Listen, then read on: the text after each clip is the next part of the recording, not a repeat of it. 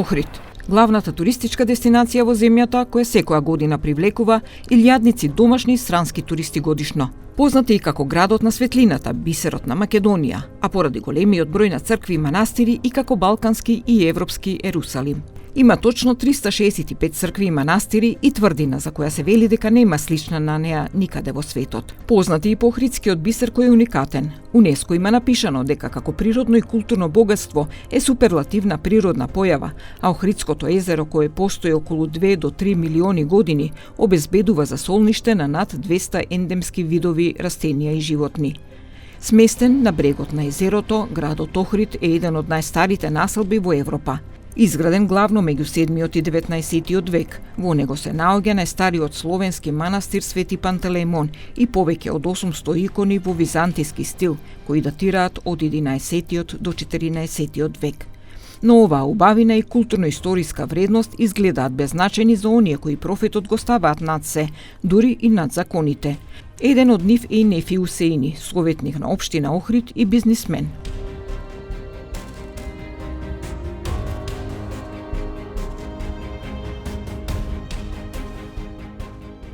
Усеини е посочен како сопственик на неколку нелегално изградени угостителски објекти. Неговите контроверзни градби станаа тема во јавноста, откако пред 2 години одлучи да си ја прошири терасата на неговата пицерија кај Чинарот. Под притисок на јавноста тој самиот одлучи да ја руши, но се пожали дека со ова не се рушат вистинските дивоградби. Според податоците од општина Охрид, заклучно со 6 јуни 2020 година, во градот се регистрирани 19.935 спорни градби.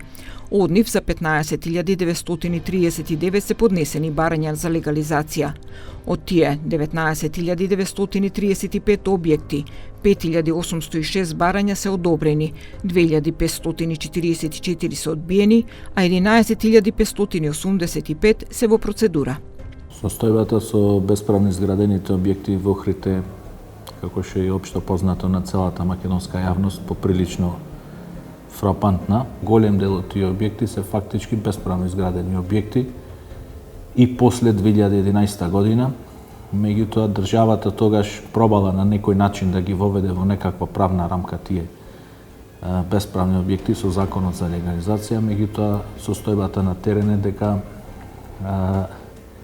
еден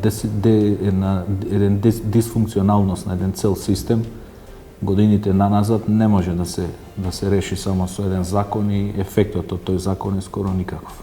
Од вкупниот број на објекти, 416 се наоѓаат во крајбрежниот појас и од овие барања за легализација 13 се одбиени, 43 се одобрени, додека 360 чекаат одлука. Во Националниот парк Галичица се наоѓаат 2347 објекти, од кои 36 се одбиени, 437 одобрени, а 1847 чекаат на легализација. Овие објекти се многу голема закана за самото заштитено подрачје на Охрид, а минатата година постоеше опасност УНЕСКО да и го одземе статусот од листата на светското културно наследство. Од тука се поставува прашањето како е можно и кој дозволил во старото градско јадро и во Охрид како светско културно и природно наследство пред очите на надлежните да никнуваат дивоградби. Како негативна последица е антропогеното влијание на човекот, кој патем речено е дел на природата, меѓутоа тој посебно го истакнува бидејќи не ги почитува природните законитости и во тој контекст и дивоградбата. Значи, ако почнуваме ние на крајбрежието да се градат вакви такви објекти, поголеми и помали објекти, кои не е решена инфраструктурата со тој објект, значи со отпадоците, со фекалната вода, и ако сето тоа влегува во езерото, сето тоа ќе допринеси катастрофално, да речем, со негативни последици за севкупниот жив свет на Охридското езеро. Крстановски уште додава дека дивоградбите прават многу поголеми штети и тие влијаат не само на нарушување на изгледот на градот, туку и на природните воздушни струења. Преку таквите изградени објекти, дали ќе се диви или ќе бидат узаконети, ако не се во склад со природните законитости, ако го спречуваат контактот езеро и град, тие не му користат на градот. Тие како бариера, како зид го спречуваат движењето на воздушните маси оде зерното кон градот и обратно, и затоа после тоа во погуст сообраќај доаѓа до загушување. Првиот човек на Охрид, Георгиевски, се жали дека општината нема целосна поддршка од институциите. Недозволиво е, вели тој, кога 1/3 од територијата на општината да е под јурисдикција на Државниот градежен инспекторат, а тие немаат своја канцеларија во Охрид. Според Георгиевски, општинските инспектори по увидот што го прават испраќаат записник во Скопје и во таква преписка целата активност е нефункционална, тромава и затоа треба поинаква поставеност на работите. Проблемот е многу сложен, изискува институционален пристап. Ние како општина правиме максимални напори да се избориме со тој проблем, меѓутоа е факт дека потребна е соработка и од, да речам, пазарна инспекција, управа за јавни приходи, пред се од Државен градежен инспекторат, затоа што 1/3 од територијата на општина Охрид е под јурисдикција на Министерство за транспорт и врски. Во Стар град, зона А, старо градско јадро, одобрение за градба издава министерот за транспорт и врски, не издавам јас. Од друга страна, министерот Благој Бочварски топката ја префрла на локалната власт. И во градбите во Охрид, знаете дека веќе локалната самоуправа работи на решавање на тој проблем. Тоа е процес кој што трае, но на мене ми е драго што е започнат. Има навистина желба и волја од локалната самоуправа и од градоначалникот да се решаваат овие проблеми, бидејќи да не дозволиме да го загрозиме приматот на Охрид град на УНЕСКО. Токму поради ова, јас имав и средба со градоначалникот на Охрид и продолжуваме во насока на взаемна корелација и поддршка за решавање на сите проблеми.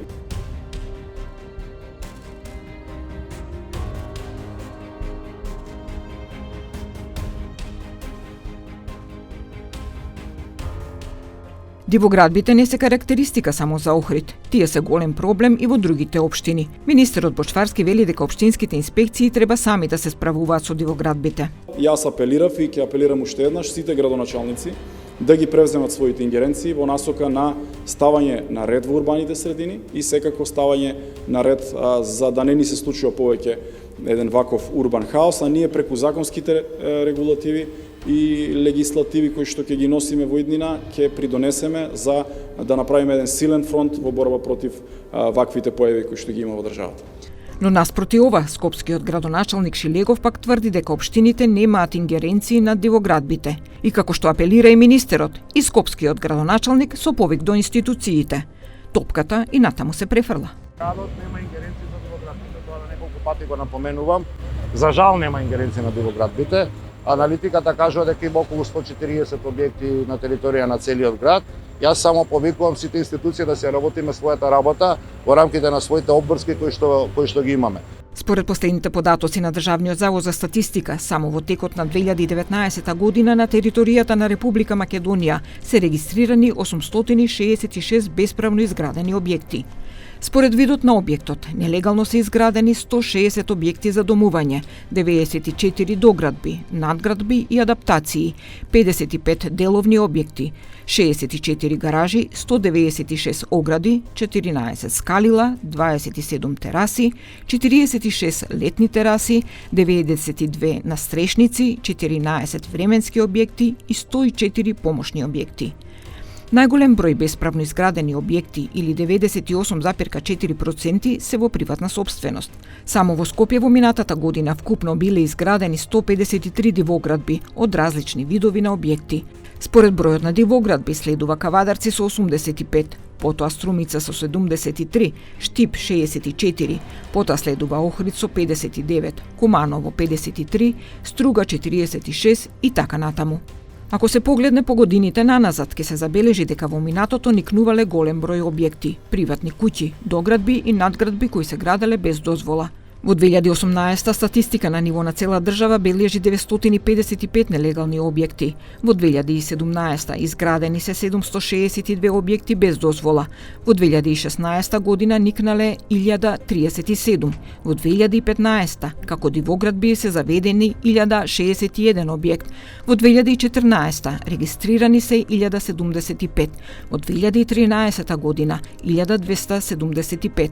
Во 2012 1403, а во 2011 дури 1412 дивоградби. Дивење со нелегални објекти е забележано во 2010 година со 1630, во 2009 како Дивоград би се дури 1808 објекти. Овие бројки сепак се официјално регистрирани нелегални објекти, но колку уште има, може само да се претпоставува. Голем дел од бесправно изградените објекти се легализираа со тогашниот проект за упис на бесправно изградени објекти до 2011 година, со кој што беа поднесени околу 430.000 барања.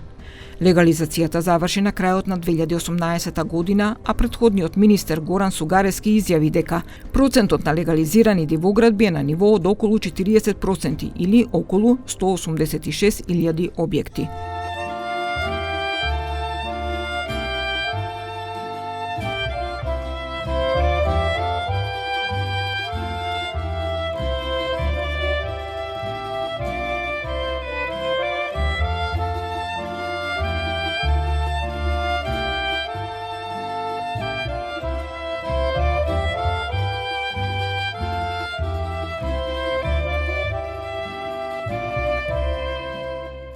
И додека институциите бројат дивоградби и одговорноста ја префрлаат една на друга, граѓаните и невладините организации се борат да ги заштитат културните, еколошките и урбаните вредности на нивните живеалишта.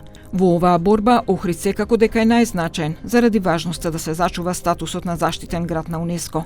Ако дивоградбите продолжат да бидат грда реалност на градот, тогаш Охрид ќе ја дели судбината на Котор во Црна Гора, која заради урбаната мафија и недостатокот на контролна функција на институциите ја изгуби таа престижна титула.